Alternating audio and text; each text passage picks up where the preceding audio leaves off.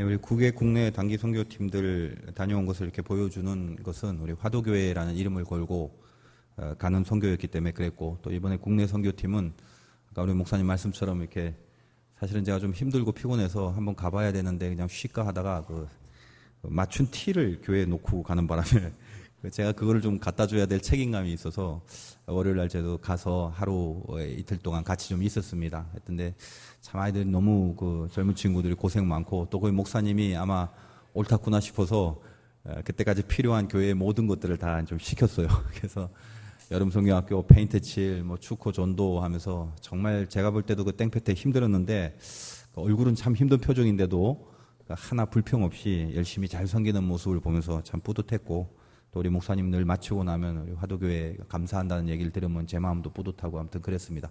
7월 이제 다음 주 말일쯤에 우리 또 정교인 수련회도 있고, 또 계속되는 우리 여름 성경학교의 행사들이 7, 8월 이렇게 계속됩니다. 여러분들 꼭 잊지 않고 기도해 주셔서 한 여름철에 또 은혜의 귀한 그 열매들이 잘 맺어질 수 있도록 그렇게 꼭 기도를 또 해주시기 바랍니다. 오늘 본문을 요약하면 그 바울이 유대인들이 예수를 믿지 않고 그 믿지 않았기 때문에 오히려 이방인의 선교를 더 강하게 하는 하나님의 섭리로 전개됐다라는 것을 이야기하면서 돌감람나무와 참감람나무의 비유를 듭니다. 그러니까 원래 참감람나무는 이스라엘 백성인데 그 참감람나무의 가지가 떨어져 나가고 거기에 돌감람나무인 우리와 같은, 그리고 그 당시에 이방인들이 그 참감람나무 나무 가지에 붙여서 접붙임이 된 상태를 말하면서 이 돌감람나무가 참감람나무에 접붙인 상태로 참감람나무 뿌리에서부터 올라오는 진액을 같이 받아 누리는 은혜의 상태가 되었다라는 것을 이야기하고 있는 것이 오늘 본문의 그 내용입니다. 사실 우리 모두는 다 접붙여 있는 상태입니다. 다 이스라엘인이 아니고 유대인이 아니고 우리는 항상 이 하나님의 구원에 접붙여 있는 상태, 접붙인 믿음, 또 접붙인 구원, 또 접붙인 신앙, 그렇게 됩니다. 그러므로 이 접붙임 속에 들어가 있는 하나님의 메시지가 무엇인가라는 것을 오늘 이 본문을 통해서 두 가지를 한번 살펴보도록 하겠습니다. 접붙임의 신앙이라는 것이 어떤 내용이 있는가? 첫째는 잘려 버려지지 말라라는 메시지가 있다는 것입니다. 바울의 해석이 무엇인가? 오늘 11장 15절을 보면은 그들을 버리는 것이 세상의 화목이 되거든 그 받아들이는 것이 죽은 자 가운데서 살아나는 것이 아니면 무엇이리요? 이 로마서는 이 구절 하나하나를 우리말식으로 해석을 하고 이해하지 못하면 완전히 무슨 말인지 모르고 그냥 가버리는 좀 어려운 그런 본문입니다. 저는 그 설교하는 그 스타일 자체가 항상 말씀에 입각하는 걸로 제가 애를 쓰기 때문에 여러분 다시 한번 이 말씀을 잘 이해를 하시기 바랍니다. 그들을 버리는 것, 이 그들이라는 것은 이제 그 유대인들을 말하는 거죠. 그 유대인들을 예수를 영접하지 않아서 버려지는, 잘려져 버리는 것 때문에 세상의 화목이 됐다. 즉 이방인들에게 복음이 전해지는 기회가 됐다. 그 말을 하는 거거든요. 그런데 그 받아들이는 것이 죽은 자 가운데서 살아나는 것이 아니면 무엇이리요? 그런데 만약 그 버려진 원래의 그 이스라엘 백성들이 다시 실패와 또 신앙의 어떤 그 좌절로 말미암아 하나님께로부터 떨어져 있다가 예수를 영접하지 않다가 만약에 다시 정신을 차리고 돌아오면 그 사건은 거의 죽은 자 가운데서 죽은 자가 살아나는 것 같은 그런 커다랗고 위대한 사건이 되지 않겠느냐, 이제 그런 말이라는 것입니다. 유대인이 잘려져 나감으로 그 덕분에 이방인에게 복음을 들어갈 수 있는 그런 기회가 됐다라는 것은 참 감사한 섭리인데, 우리가 생각해 볼 것은 그게 과연 절대적으로 좋은 것인가? 이방인들을 위해서 원래 이스라엘 유대인들이 예수를 영접하지 않은 것이 이게 과연 절대적으로 좋은 것인가 한번 생각해 보자라는 것입니다. 그들이 정신 차리고 돌아오기만 하면 죽은 자가 살아난 것처럼 훨씬 더 큰 일이 될 것인데, 즉 하나님이 원하는 것은 이스라엘 백성들이 먼저 떨어져 나가는 걸 원치 않았다라는 거예요. 사실은 그들이 정신 차리고 다시 예수를 영접하고 원래의 믿음의 역할을 잘하는 걸 하나님이 원했는데, 상대적으로 그들이 첫 믿음에 실패하다 보니까 이 실패를 실패로 마감할 수 없어서 하나님이 2차적인 섭리로, 그렇다면 이스라엘이 처음 못했으니까 이 못한 김에 이방인에게 훨씬 더 빨리 깊숙이 복음을 전하는 기회로 하나님께서 이용하시고 섭리화시키셨다라는 거예요.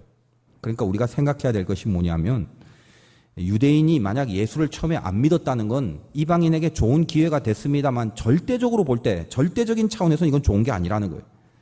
원래는 믿는 게 더 좋은 거라는 것입니다. 어쩔 수 없이 잘려 나가 버렸기 때문에 하나님이 차후로 2차적인 섭리를 펼쳐서 이방인에게도 구원의 밧줄을 내리게 하는 것으로 이스라엘의 실패를 이용하셨다라는 것입니다. 우리가 이 본문을 입각하여 우리 삶 속에 우리 신앙을 한번 적용시켜 보자는 거예요. 신앙생활할 때 우리가 착각하지 말아야 될 것이 이겁니다. 우리는 하나님을 생각할 때 하나님은 늘 우리를 사랑하시고 죄인을 용서하시고 기회를 주시는 분이라고 알고 있어요. 좋은 건 다 하나님의 속성이다라고 알고 있죠. 근데 가만히 보면 그래서 그런지 이렇게 돌이킨 신앙, 죄를 지었다가 다시 하나님께로 돌아간 신앙, 회심한 인생 이런 것에 굉장히 많은 비중을 둡니다.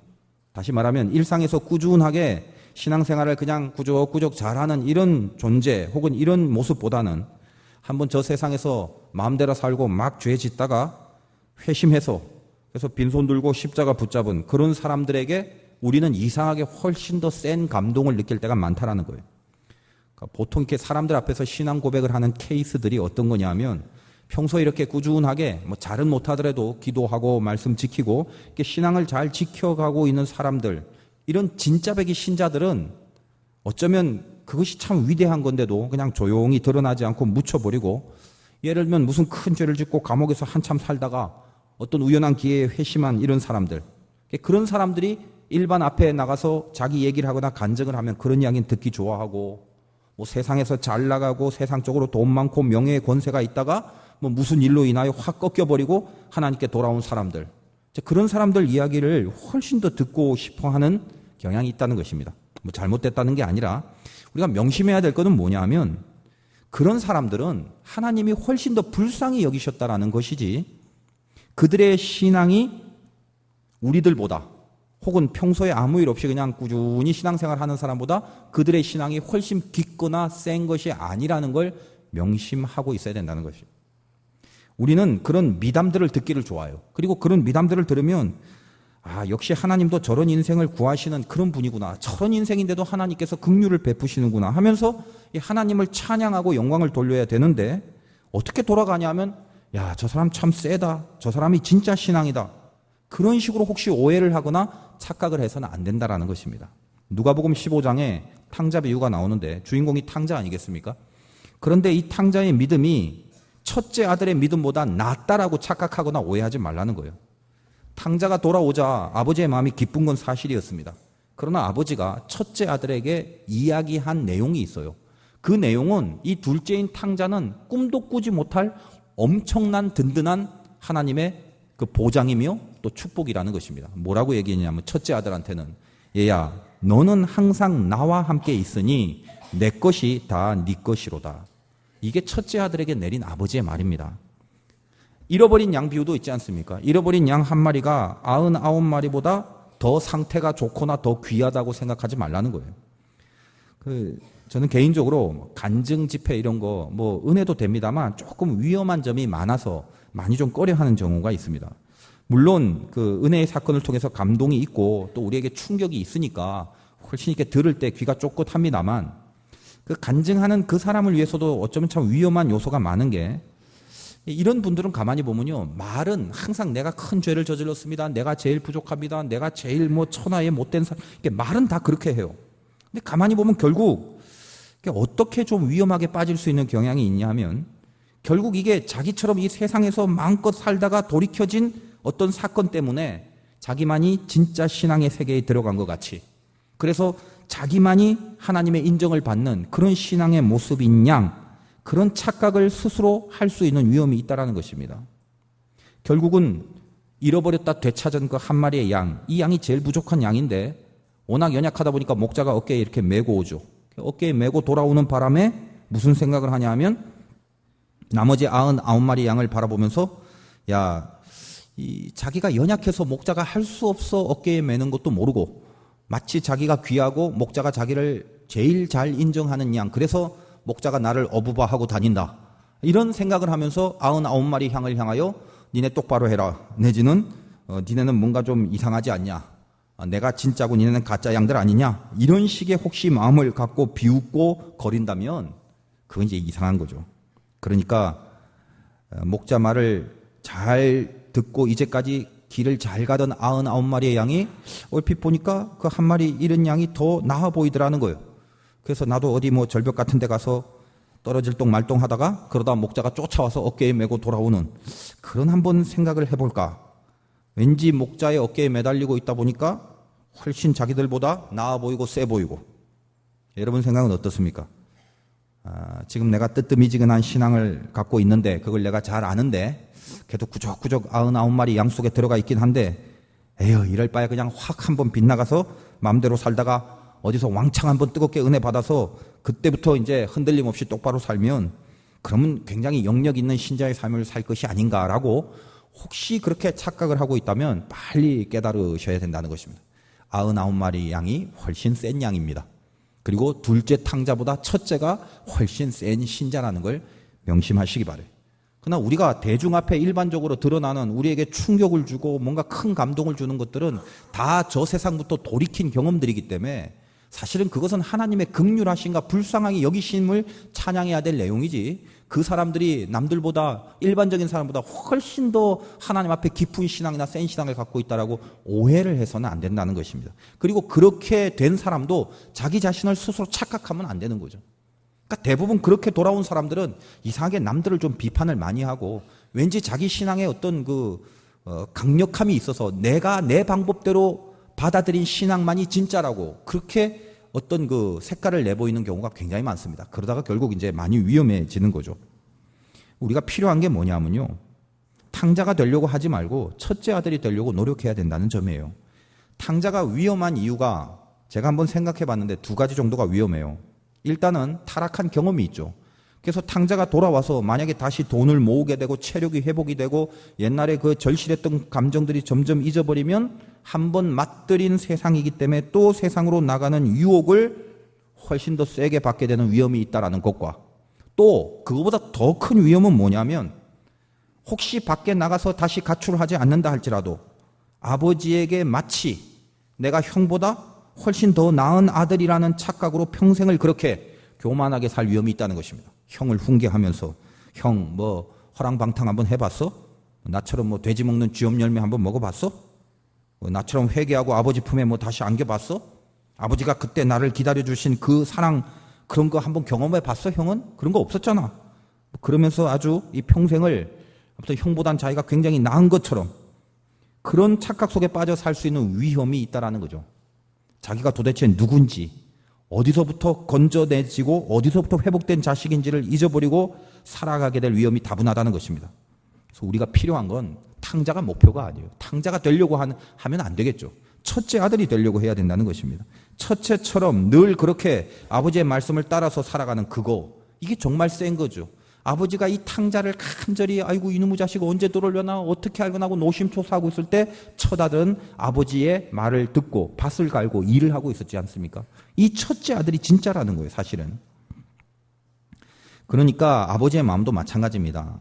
둘째인 탕자도 첫째처럼 살기를 바라시는 게 진짜 아버지의 마음인데 근데 이 둘째인 탕자가 어긋나 버려서 가출을 하는 바람에 할 수 없이 이 둘째에 대하여 내팽개칠 수는 없으니까 안 해도 될 2차적인 섭리를 펼치신 거죠. 멀찍이 기다리지 않아도 되는데 이 둘째가 가출하는 바람에 멀찍이서 기다려야만 되고 원래는 손에 가락지 같은 거 안 껴도 되는데 이제는 다 돈도 잃고 낙심하고 오니까 좀 이렇게 기분 좋게 해주려고 가락지도 끼워줘야 되고 원래 그냥 같이 살았으면 김치찌개하고 밥 말아 먹으면 맛있게 먹는데 이게 배고프다 오다 보니까 송아지도 잡아서 스테이크도 한 번 만들어줘야 또 기분도 좋아질 거고 그러니까 안 해도 될 특별한 상황, 특별한 섭리를 펼칠 수밖에 없게 되었다라는 것이죠. 왜 지금 제가 이런 얘기를 하냐면 원래 유대인이 예수를 영접했으면 가출하지 않고 외출하지 않고 가지가 잘려져 나가지 않은 상태라면 특별히 하나님이 이방인을 향한 선교적인 운동을 특별하게 한다거나 또 강하게 전개시킬 필요가 없이 자연스럽게 유대인이 먼저 예수를 영접하고 그 유대인의 영향력으로 자연스럽게 이방이 복음을 받아 나가면 되는데 갑자기 이 첫째가 이 유대인이 탕자가 돼버리는 바람에 그래서 이방인에 대한 선교로 갑자기 전향하게 된 것이죠. 바울을 이용하여 하나님의 초점이 유대인 이스라엘에서부터 다시 저 이방인으로 그래서 안 껴도 될 가락지도 끼우고 송아지도 잡게 되고 그런 2차적인 섭리를 베풀었을 뿐이다라는 것입니다. 그게 지금 바울의 이야기예요. 그게. 우리가 여기서 얻어야 될 교훈이 무엇입니까? 절대 잘려져 나가서는 안 된다라는 것인데 얼마나 회개를 하고 다시 자리를 찾아왔느냐 아니면 찾아오지 못했느냐 뭐 이런 것도 신앙에 있어서 참 중요한 사항입니다만 더 중요한 것은 뭐냐면 나갔다 돌아오고 나갔다 얼마만큼 돌아오느냐도 중요합니다만 더 중요한 것 돌이킬 일 없이 사는 게 제일 중요하겠죠. 회개할 일이 없이 사는 게 제일 중요하다는 것입니다. 물론 인간이 어떻게 회개할 일이 없이 살겠냐마는 적어도 우리가 신앙생활을 할 때 뭔가 이렇게 생각을 잘해야 되겠죠. 생각은 분명히 하고 맞는 생각을 하고 살아야 되는데 내가 적어도 하나님이 다시 붙들어 주신다는 사실을 알고 있기 때문에 아버지가 언제나 나를 기다려 주신다는 것을 알고 있기 때문에 그 다시 붙들어 주심을 믿는다는 그 빌미로 내가 집 나가고 싶을 때 맘대로 나가버리지 말라는 것입니다. 언젠가는 붙들어 주겠지. 맞아요. 붙들어 주실 수 있는 분이 하나님이다. 그런데 그렇게 너무 믿지 말라는 거예요. 하나님은 나를 붙들어 주시는 분이라는 걸 믿고 난 나간다라면 그건 하나님을 향한 믿음이 아니라 자기가 가출하고 싶은 것을 합리화하려는 그런 엄청난 불신앙일 수밖에 없다는 거죠. 혹시 우리에게 그런 게 없습니까? 믿음은 있고 하나님 앞에 붙들려 살고 싶은데 믿음이 연약해져서 자꾸 가지를 잘라 벗어나고 싶은 마음이 있을 때 에이 언젠가 하나님이 또 붙들어 주실 것이니 이번쯤이야 라는 마음이 든다면 잘못된 거다라는 거예요. 그래서 사단이 주는 생각이라는 거예요. 우리가 지금 뭔가 착각하면서 살아간다는 것입니다. 여러분 아무리 피곤해도 집은 나가면 안 되죠. 그게 첫 아들이에요. 그게 아들의 자리입니다. 힘들어도 가지 끝에 대롱대롱 매달려서 바람이 불면 금방 떨어질 듯한 연약함이 있다 할지라도 절대로 잘려 나가버려서는 안 된다는 것입니다. 오늘 이 자리에 은혜 받으러 오신 분이 있죠. 마음으로 충만하여 오늘 예배 자리에 와서 하나님 말씀 듣고 찬양하고 기도 속에서 은혜를 받아야지 뭐 이런 마음으로 오셨다면 한량없이 감사하고 귀하지만 혹시 이 중에 좀 억지로 오신 분이 있습니까?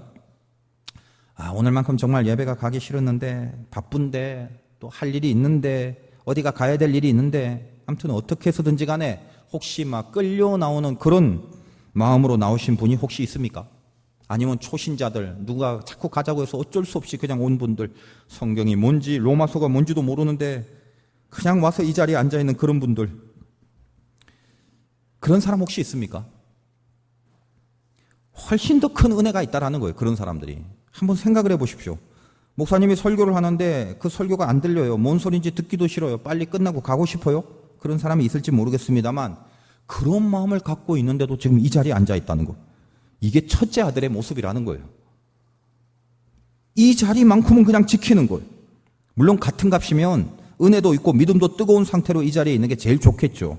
그러나 적어도 여러분 마음에 첫째다운 책임감을 갖고 있다면 내 마음이 아무리 무너지고 바람이 아무리 불어서 자꾸만 흔들리더라도 절대로 잘려져 나가서는 안 된다는 마음 하나로 자기를 지키고 있는 자들이 있다는 거예요. 그게 첫째라는 거예요. 그게 유대인이 원래 해야 될 모습이었다는 것입니다. 여러분 하나님은 긍휼과 자비가 무궁하십니다. 그건 틀림없어요. 그런데 그것을 내가 빗나가는 것에 대한 대책으로 이용하시면 안 됩니다. 하나님에 대한 우리의 생각은 그의 긍휼과 자비하심을 먼저 생각하면 안 돼요. 첫째는 경외감이 있어야 된다는 것입니다. 즉 존경하며 두려워하는 것. 그래서 감히 집을 나갈 수는 없는 것. 가지가 막 흔들리더라도 절대로 잘려나가지는 못한다는 것. 그 두려움과 경외감으로 하나님을 바라보고 있는 것. 이게 신앙이라는 거예요. 물론 실수와 실패를 할 수도 있겠죠. 그리고 하나님은 물론 우리의 실수와 실패를 결국 합력하여 선을 이루시는 섭리로 역사하시고야 맙니다. 그러나 그것을 최선으로 여기지 말라는 거예요. 실패하고 나서 그 다음에 2차의 섭리로 우리를 합력하여 선을 이루시는 하나님의 방법은 최선이 아니라 차선이거든요. 그러니까 우리가 명심해야 될 것은 차선책을 최선책이라고 착각하면 안 돼요. 일단 잘해야 되죠. 실패를 이용하신 하나님을 믿기 전에 실패하지 않으려는 최선의 방법을 다 하는 거. 이게 우리입니다. 그러니까 긴장 풀고 혹시 하나님 뜻대로 살고 싶은 마음가짐이 다 풀어 헤쳐진 채로 그렇게 마음대로 살고 아무리 잘못해도 늘 돌아오면 하나님은 받아주시는 분이래. 이런 생각으로 우리를 향한 하나님의 그 깊은 심정을 희화화시키지 말자라는 거예요. 그분의 자비와 용서와 오래 참음. 이 귀한 하나님의 속성을 내가 저지를 죄악에 대한 그런 빌미로 이용하지 말라는 것입니다. 사단이 들어와서 하나님 자비로워, 하나님 긍휼히 여겨, 너 한번 저 밖에 나갔다 와도 돼, 괜찮아, 그분 널 붙들어 주신대. 이건 은혜의 소리가 아니라는 거예요. 사수해야 돼요. 잘려 나가서는 안 된다는 걸 분명히 알고 신앙생활을 해야 된다는 것입니다. 우리가 가지가 붙어있지 않고 잘려 나간다는 건 그 자체가 비참한 거죠. 그 가지가 밖에 잘려져서 누구에게 밟히든 지나가던 강아지가 거기 오줌을 싸든 중요한 건 잘려 나가서 그 다음에 어떤 결과가 있느냐가 아니라 이미 가지가 잘려 나가 버리면 그건 더 이상 그 나무에 소속된 존재가 아니라는 거예요. 이게 벌이라는 거예요. 그 나무의 주인 되신 하나님은 잘려진 나무를 더 이상 나무로 여기지 않습니다. 주인 되신 하나님의 관리와 섭리를 못 받아 누려요. 그 자체가 벌이에요. 그 자체가 비참한 거예요. 가지가 떨어져 나가서 밟히든 꺾이든 그게 중요한 게 아니라 이미 떨어져 나간 것 자체가 이미 벌이라는 거예요. 그러므로 우리에게 필사적으로 사수해야 될 부분은 붙어 있는 거라는 거예요. 뭐가 붙어 있는 것입니까? 제가 여기서 구체적으로 말을 안 해도 이미 우리 마음속에 하나님의 계명과 말씀 속에 이것만큼은 붙어 있어야 된다는 거 있잖아요. 아무리 힘들어도 붙어 있어야 될 거, 그거 우리가 다 알고 있는 거거든요. 잘려 나가지 말고 아파도 바람이 불어 흔들려도 붙어 있으라는 것입니다. 그래야 결국 뿌리의 진액을 받을 기회를 얻게 돼요. 11장 16절에 제사하는 처음 익은 곡식가루가 거룩한 즉 떡덩이도 그러하고 뿌리가 거룩한 즉 가지도 그러하니라. 당연히 곡식이 거룩하면 그 곡식으로 만든 떡이 거룩하겠죠. 뿌리가 거룩하면 가지로 그 뿌리로부터 나온 거룩함이 있지 않겠습니까? 그 말이에요. 17절에 또한 가지 얼마가 꺾이었는데 돌감람나무인 네가 그들 중에 접붙임이 되어 창감람나무 뿌리의 진액을 함께 받는 자가 되었은즉. 무슨 말입니까? 우리는 다 돌감나무입니다만 그 가지가 창감람나무에 붙여서 접붙임이 되는 순간 우리처럼 연약하고 우리처럼 어리석고 우리처럼 죄 많은 자에도 거룩한 하나님의 뿌리로부터 올라오는 진액을 받을 수 있다는 것입니다. 흔들리더라도 좀 아프더라도 어쨌든지 간에 붙어 있으면 어떤 열매가 있냐면 뿌리의 진액을 받게 된다는 거예요. 이건 무슨 말이냐면요. 가끔 그런 경험들 하시죠. 예배의 현장이 중요한 이유가 무엇입니까? 떨어져 나가고 싶은 일이 많아도 어떻게든 가까스로라도 예를 들어 예배에 붙여 있다고 칩시다. 예배를 드리고 하나님을 만나려고 한다고 칩시다. 내 마음이야 산산이 흩어지는 어떤 아픔과 고통이 있었다 할지라도 어떻게든 이 자리만큼은 벗어나면 안 되니까 여기 있다고 칩시다. 마음에 전혀 준비가 안 된 상태죠. 힘들어서 은혜 받을 준비가 안 됐고 여유도 안 돼요. 늘 정신이 복잡하고 막 혼미해요. 그런데 그런 가운데 갑자기 준비가 안 됐는데 어떤 불같은 뜨거움을 만날 때가 있다는 거예요. 은혜가 확 불어오는 느낌이 있을 때가 있다는 거예요. 기대도 안 하고 딴 생각하고 있는데 어떤 한 구절 들려준 하나님의 말씀이 뇌리를 스치고 가슴에 내려와 그것이 해답이 되고 내 앞에 길이 열리는 그런 경험을 할 때가 있다는 것입니다. 여러분 그런 경험을 해보셨다고요? 그게 현장이에요. 흔들리고 앙상한 채로 있지만 뿌리에서부터 올라오는 진액을 만나는 때가 있다는 거예요. 그게 현장이라는 것입니다. 여러분에게 언제 은혜가 임할지 몰라요. 근데 만약 내가 빠져버린 그 자리에서 내가 이건 정말 못 견뎌서 떨어져 나가버린 그 자리에 만약 거기에 하나님의 강력한 은혜가 임했다면 그 떨어져 나간 것이 얼마나 억울하겠어요. 물론 그 자리에 없었으니까 억울한지도 모르겠죠. 접붙임의 믿음, 내가 하나님의 은혜로 접붙여 있다는 것. 그래서 하나님이 우리에게 뭘 요구하냐면 첫째로 절대 아무튼 바둥바둥거리더라도 흔들리더라도 잘려 나가버리지는 말아라. 최후로 사수해야 될 건 그거다. 그 말씀을 하신다는 것입니다.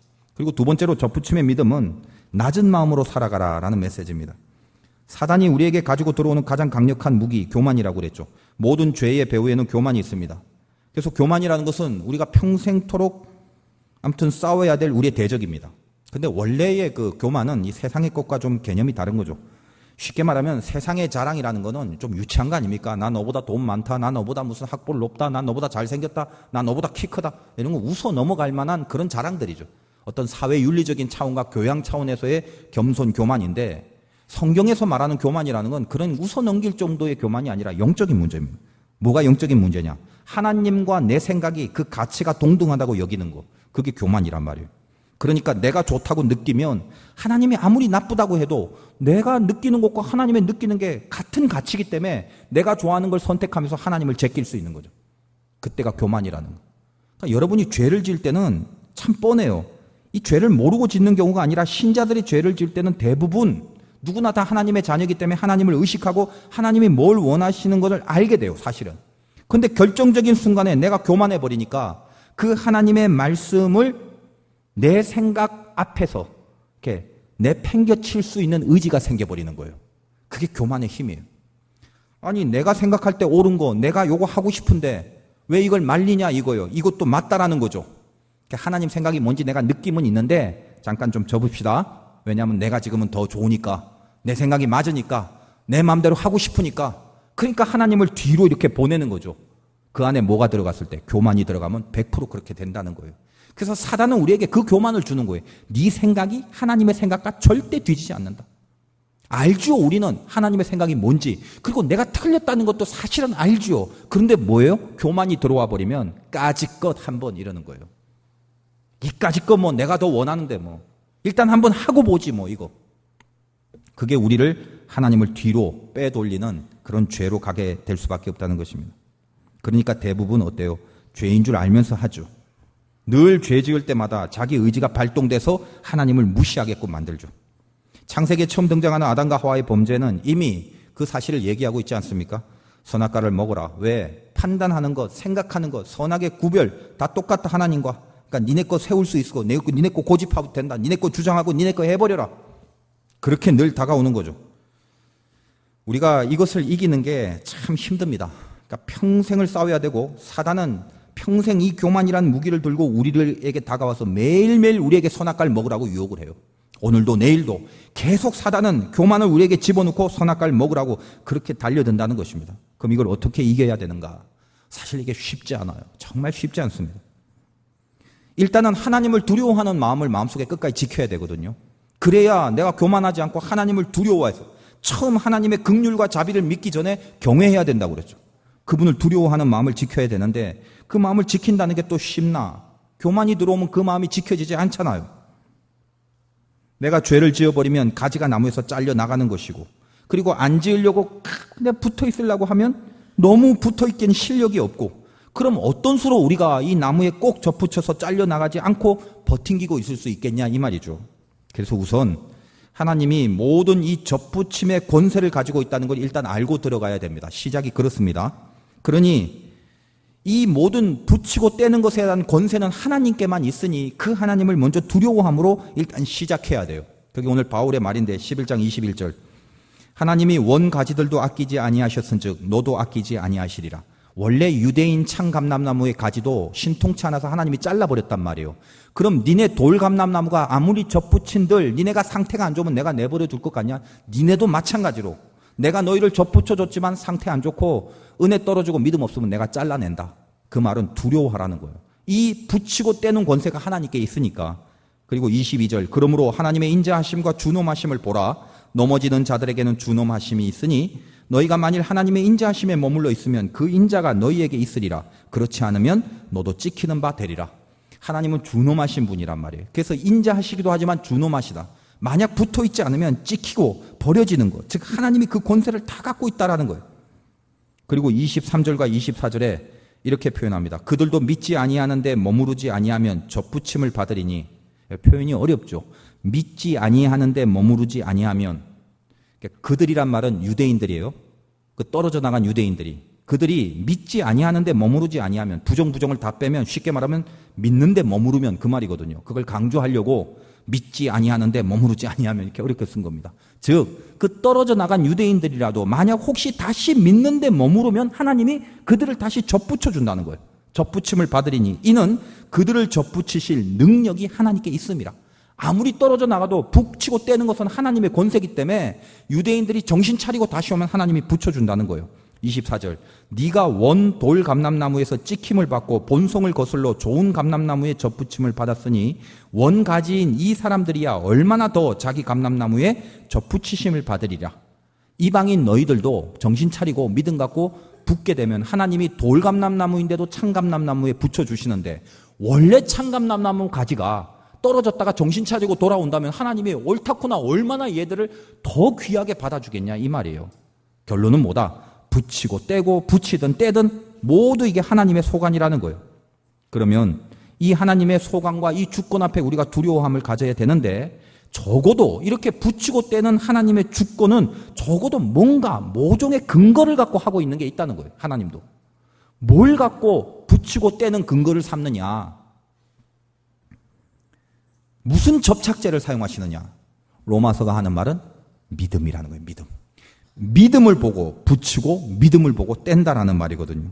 11장 20절, 옳도다 그들은 믿지 아니함으로 꺾이고 참감람나무 가지라도 믿음이 없어져 버리면 꺾여져 버리지고 너는 즉 돌감나무이고 이방인 너희들은 믿음으로 섰느니라. 높은 마음을 품지 말고 도리어 두려워하라. 여기 높은 마음을 품지 말라고 그랬죠. 접붙인 믿음의 두 번째가 뭐라고요? 낮은 마음으로 살라고 그랬죠. 여기서 이 근거가 나오는 것입니다. 자, 믿음이 우리를 붙어있게 한다. 로마서는 처음부터 끝까지 믿음에 대한 내용이에요. 그 믿음은 다시 말씀드립니다만 내가 만든 내 실력과 내 조건이 아니라 하나님이 그리스도로 인하여 우리에게 베푸신 값없는 은총을 로마서는 믿음이라고 한다고 그랬어요. 이제껏 로마서를 설명하면서 믿음에 대한 개념이 그거였습니다. 다시 말하면 내가 지금 붙어있는 이유가, 이 붙어있음이 가능한 이유가 믿음 때문이랬는데 우리가 믿음으로 섰다고 그랬잖아, 하나님이. 근데 그 믿음은 로마서가 계속 이야기하고 있는 게 뭐라고요? 나에게 어떤 힘이 있고 내가 막 붙어있을 만한 거룩한 접착력이 있고 그런 실력이 있고 정결함이 있고가 아니라 네 믿음 때문인데, 그 믿음은 뭐다? 예수 그리스도가 나를 위하여 내가 얼마든지 교만할 수 있는 이 죄를 대신하여 피 흘려 돌아가신 그 사건을 통해서 하나님이 나에게 주신 그 믿음, 그거라는 거예요. 이 시점에서 다시 한번 우리 믿음의 본질을 점검하고 가기로 합시다. 지금 여기 있는 여러분이 조금이라도 하나님을 믿게 된 이유는 어떻게든지 주일이랍시고 이 자리를 사수하려고 나온 그 여러분들의 믿음, 물론 이 중에는 깊은 믿음이 있고 얕은 믿음이 있겠지만 그래도 아무튼 조금이라도 하나님을 향한 믿음이 생긴 그 믿음, 그게 어디서부터 나왔느냐? 도대체 뭐 때문에 그 믿음이 생기게 됐느냐? 여러분이 하나님을 조금이라도 믿는다면 그거 어떻게 믿게 된 거예요 도대체? 공부하셨어요? 뭐 깊이 한번 생각해 봤더니 그게 믿어야 될 것 같아서 믿게 된 거예요? 아니면 나는 태어날 때부터 그냥 내 속에서 아무튼 하나님을 믿게 된 어떤 거룩한 본성이 만들어졌기 때문에 그래서 믿어진 거예요? 뭐예요 도대체? 여러분이 조금이라도 믿음이 있다면 그 믿음이 어떻게 생겼는가를 알고 살아갑시다. 간단해요. 우리가 조금이라도 갖고 있는 그 믿음은 왜 그 믿음이 생겼느냐? 지금부터 2000년 전에 나의 이 더럽고 추악한 죄를, 정말 씻을 수 없는 그 죄를 위해서, 그래서 하나님도 모르고 믿음 근처에도 가지 못할 이 더러운 죽을 수밖에 없는 죄인을 위해서 2000년 전 예수 그리스도께서 그 죄를 대신 지시고 십자가에 달려 피를 흘리신 그 죽음, 그것 때문에 하나님이 우리에게 우리의 자격이나 실력과 조건을 보는 것이 아니라 그 십자가의 대속한 은혜를 통하여 우리에게 믿음을 허락하신 거예요. 그래서 지금 우리 안에 믿음이 있는 거예요. 왜 나하고 똑같이 살았던 옆 사람은 안 믿고 내가 믿는 줄 아세요? 내가 얘보다 더 정결하고 고급해서가 아니란 말이에요. 나를 위하여 죽으신 십자가의 보혈의 그 공로가 우리에게 미쳤기 때문에 하나님이 우리에게 믿음을 주신 거라는 거예요. 그걸 믿는 게 얼마나 중요하고 그걸 아는 게 얼마나 중요한지 몰라요. 왜냐? 그게 믿음의 본질인데, 지금 우리가 가진 믿음이 그 주님의 죽으심 때문에 나에게 허락된 하나님의 값없는 은총이라는 걸 안다면, 그래서 그 믿음 때문에 하나님이 여전히 자격 없는 우리를 참감람나무의 그 가지 자리에 붙여 놓으신 거라고 한다면, 지금 우리가 예배를 드리고 밥 먹을 때 기도를 하고 말씀에 순종하고 살려고 하고 남을 어떻게든 한번 용서해 보려고 사랑해 보려고 애를 쓰고 죄 안 짓고 살려고 한번 바둥거리고 이 세상과 맞서게 된, 그리고 세상의 죄와 대항하여 싸우려고 하는 이런 모든 사건과 몸짓들이 내가 지금 접붙여진 가지라는 것을 말해주고 있는 것인데, 그렇게 될 수 있는 유일한 근거는 나를 위해 죽으신 우리 주 예수 그리스도 때문이라는 걸 알고 살아간다면 이제 나의 이 접붙임을 오늘 말씀처럼 누구에게 자랑하겠느냐 이 말이에요. 18절 보십시오. 그 가지들을 향하여 자랑하지 말라. 자랑할지라도 네가 뿌리를 보존한 것이 아니오 뿌리가 너를 보존하는 것이다.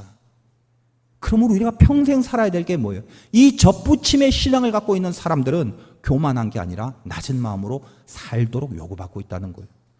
내가 왜 은혜를 받았는데, 왜 내가 예수 믿는 사람이 됐는데요, 왜 내가 기도를 하면 하나님이 나의 기도를 들으려고 귀를 기울여 주시는데요, 이 귀하고 이 소중한 위치를 도대체 무엇 때문에 얻게 됐는데 내가 어디다 자랑을 하고 살아갑니까? 내가 누구에게 손가락질하며 내가 네보다 낫다라고 생각하며 어떻게 그렇게 살겠냐 이 말이에요. 접붙임의 신앙을 갖고 있는 자는 그래서 평생 교만과 싸우며 하나님의 뜻 앞에 나를 꺾는 그 일에만 충성하기로 그렇게 결단하고 살아가는 모습일 수밖에 없다라는 것입니다. 나의 접붙임을 누구에게 자랑할 수 없습니다. 오로지 너가 믿음으로 섰다면 이제는 그 주님의 은혜 앞에 높은 마음을 품고 살 수는 없으니까, 만약 사단이 교만을 들고 와서 우리를 이 참 감람나무 나무로부터 잘라버리려고 할 때 너 하나님과 같은 생각해, 네가 하나님보다 훨씬 더 좋은 생각이야, 네가 원하는 게 맞아 하면서 자꾸만 우리에게 교만을 집어넣고 다시 가지를 꺾어 잘라버리려고 할 때 이 교만을 힘들지만 이기고 승리하여 다시 접붙임을 지키고 있기 위해서 우리가 죽더라도 잊지 말아야 될 것은 나의 나됨은 주님의 은혜 때문임을 아는 거라는 거예요. 거기서 교만을 꺾을 수 있어요. 거기서 내 생각이 하나님 생각보다 더 괜찮다라는 이 말도 안 되는 생각을 내가 하게 됐구나. 내가 지금 누군데, 나의 나됨이 어디서부터 비롯된 존재인데 내가 감히 하나님의 뜻 앞에 나를 내세웠던가. 지금 살아 숨쉬는 것만 해도 감사한데. 이게 우리의 믿음이라는 것이죠. 내 생각과 하나님의 생각을 감히 맞수해 놓고 내 생각을 따르고 싶은 교만이 막 용솟음 칠 때, 그래서 가지가 나무로부터 잘라져 나갈 위기에 처해져 있을 때, 그때 너의 마음을 높이지 말라. 높이지 말고 낮춰라. 네가 누군데 지금 하나님의 생각을 꺾으려 하니? 너가 과연 그 정도로 센 존재냐? 너가 과연 그래도 될 존재냐?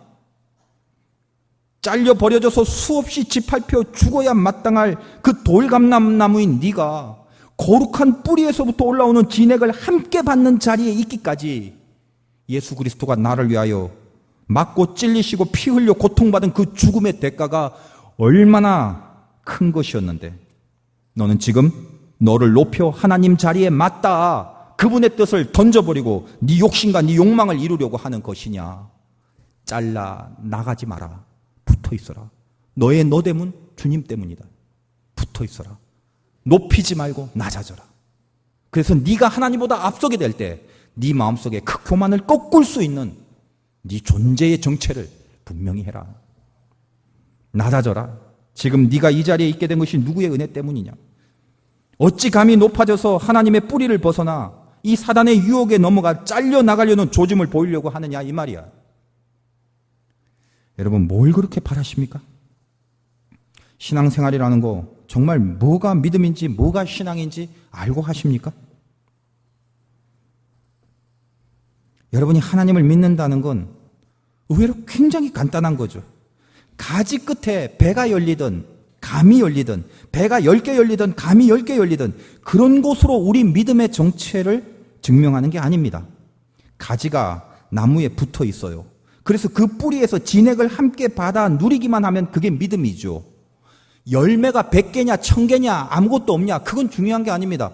시절을 쫓아 때가 되면 배나무라면 배가 열리겠고 감나무라면 감이 열리겠죠. 그러나 지금 감이 없고 배가 없다 할지라도 나무의 뿌리에 붙어 올라오는 진액을 같이 받아 누리기만 하면 그 가지는 그 나무 아니겠습니까? 무엇로 우리의 정체와 우리 신앙을 확인하냐 이 말이에요. 얼마나 인생에서 풍요로워졌느냐, 얼마나 인생에서 많은 돈을 벌었느냐, 하는 일마다 족족 세상적인 견지에서 성공하느냐, 이걸로 내가 진짜냐 가짜냐 신앙이냐 아니냐를 판단하겠어요? 그리고 앞으로 그렇게 살 거예요? 그 말이 아니죠. 정말 뿌리에서부터 나오는 진액을, 하나님의 본체에서부터 나오는 진액을 함께 받아 누리고 있느냐, 그거 보시라는 거예요. 가지와 나무가 하나 된 상태. 이미 그것으로 가지는 나무고 나무는 가지인 거죠. 주님이 내 안에 거하고 내가 주님 안에 거하는 거, 그게 신앙이라는 거예요.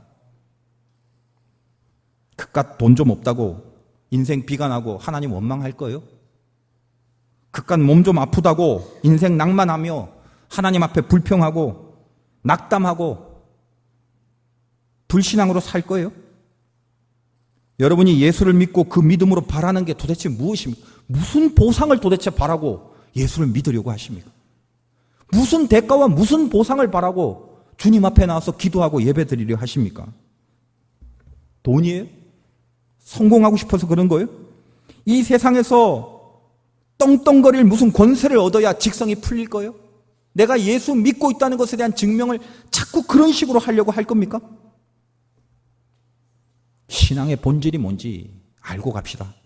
탕자가 허랑방탕한 삶 속에서 뉘우쳐 회개할 때 그건 진짜 참된 회개였죠. 그것을 무엇으로 아느냐, 어떻게 아느냐 하면요, 이 탕자에 있는 누가복음의 본문을 유심히 한번 읽어보면 탕자가 아버지를 만나고 뭐라고 하는가를 한번 잘 보십시오. 아버지 만나자마자 아버지 배고파 죽겠는데 밥 주세요. 나 돈 다 떨어졌어요. 돈 주세요. 그랬습니까? 내가 이 모양이니까 빨리 나한테 밥도 주고 돈도 주고 스테이크 먹고 싶으니까 저 송아지도 좀 잡아주세요. 까락지도 좀 껴주고 그랬나요? 그런 말 한 적 한 번도 없어요. 탕자가 그래서 아버지가 오냐 오냐 내 새끼 어이구 여기 까락지도 있다 저기 송아지 잡아서 스테이크 해줄게 이랬나요? 탕자가 아버지께 돌아와서 한 말은 그 본문을 보면 딱 하나밖에 없어요. 아버지, 내가 하늘과 아버지께 죄를 지었사오니 지금부터는 아버지의 아들이라 일컬음을 감당하지 못하겠나이다. 이게 무슨 말이냐 하면, 아버지, 내가 원하는 건요, 내가 정말 회심을 했거든요. 내가 원하는 건 지금부터 아버지의 아들이라 일컬음을 감당하지 못하겠나이다. 무슨 말이라고요? 지금 내가 원하는 건 아버지 한 분밖에 없어요. 아버지의 아들이고 싶은 것밖에 없어요. 나에겐 아버지가 다예요. 내가 정말 찾고 싶은 건 하나님 그 자체예요. 내 아버지의 아들이고 싶은 것밖에 없는 거예요. 여러분이 진짜 믿음, 진짜 신앙생활 한다면 여러분이 소유하고 싶은 단 하나는 하나님 한 분입니다. 그것으로 만족할 수 있어야 돼요. 우리는 하나님 앞에 만족하지 않고 그분으로 말미암아 나에게 떨어지는 어떤 떡고물에만 눈이 가 있기 때문에 우리의 신앙은 자꾸만 우상 숭배자와 같은 신앙이 돼버리고 진짜 본질의 하나님을 붙잡지 못하는 거죠. 아버지와 아들의 관계가 재산으로 논의될 수 있는 그런 관계겠습니까? 이득이 있으면 아버지하고 이득이 없으면 말고, 이게 아버지와 아들의 관계일까요? 지금까지 우리는 무슨 목표로 신앙생활을 했습니까? 여러분, 나중에 우리가 죽고 나서 어디로 가요? 천국이죠. 다 천국 가고 싶죠. 천국이 우리 삶의 궁극이죠. 근데 거기 왜 가려고 해요? 왜 그 소망을 갖고 있어요? 천국에 가면 보석이 많을까요? 돈이 많고 무슨 바다가 유리바다로 만들어주고 휘황찬란하고 멋있어서 그래서 거기 가고 싶어요? 금은보화가 많아서 만약에 천국에 간다면, 그렇게 천국이 좋은 곳이라고 착각하고 있다면 여러분들은 천국에 가고 싶은 게 아니라 금은방에 가고 싶은 거죠. 천국을 소망하는 이유를 알아야죠. 왜요? 여러분은 천국에 왜 가려고 하는 걸 분명히 알아야 돼요. 거기 주님이 계시니까 가는 것밖에 없어요. 주님이 계시니까 내가 가고 싶은 곳이 천국이죠. 따라서 여러분이 주님을 소유하는 것이 인생의 최고의 행복이 아니라면, 여러분이 신앙생활하면서 하나님 한 분만을 소유하는 것, 그것만이 나의 모든 궁극의 행복이 아니라면 천국을 가고 싶다는 말은 거짓말이라는 거예요. 인생을 살면서 참기 힘든 아픔들이 있었습니다. 뼈저린 고난도 있었어요. 눈물 나는 고통도 있고 치가 떨리는 사건도 있었죠. 그런 것들로 인생의 고달픔이 크셨습니까? 그러나 그것 때문에 우리는 그렇게 연약한 채로라도 접붙여 있는 믿음을 얻었잖아요. 거기서 하나님을 알게 됐잖아요. 얼마를 손해봤을지 몰라도 그것 때문에 하나님을 알게 됐죠. 얼마나 아팠는지 몰라도 그것 때문에 하나님을 놓지 않을 수 있는 관계가 되었죠. 내가 할 수 없는 그 모자람과 한계 때문에 하나님 없이는 더 이상 내 인생을 생각할 수 없는 사람이 되었죠. 잘 오신 것이며 복받은 것이죠. 세상 그 무엇보다도 하나님을 소유한 그 기쁨, 그 행복, 그 감사와 그 든든함이 있잖아요. 기도할 때 귀를 기울여 주시며 다가와 주신 하나님이 있잖아요. 그래서 이제는 내가 높아지는 게 아니라 오히려 그분의 말씀 앞에 내가 낮아져서 그분이 나의 유일한 소망이고 그 하나님 한 분으로 나는 충분하니까 세상 소리가 아니라 하늘 소리에 귀를 기울이고 그 하나님의 소리를 따라 순종하려는 우리만의 거룩한 분투가 있지 않습니까? 그게 신자의 삶이죠. 하나님 한 분으로 기뻐하고 든든해할 때 그분의 뜻 앞에 나의 교만을 꺾을 수 있는 의지와 용기와 능력을 갖고 있는 자들이 신자죠. 그게 보석이죠. 그걸 통하여 하나님이 기뻐하시고 영광을 받으시죠. 잎새에 이는 바람이 나를 괴롭게 할지라도 하늘을 우러러 부끄럼 없이 오직 우리 아버지에게만 접붙여 있기로 결심하는 우리 모두가 되시기를 주님의 이름으로 축원드립니다.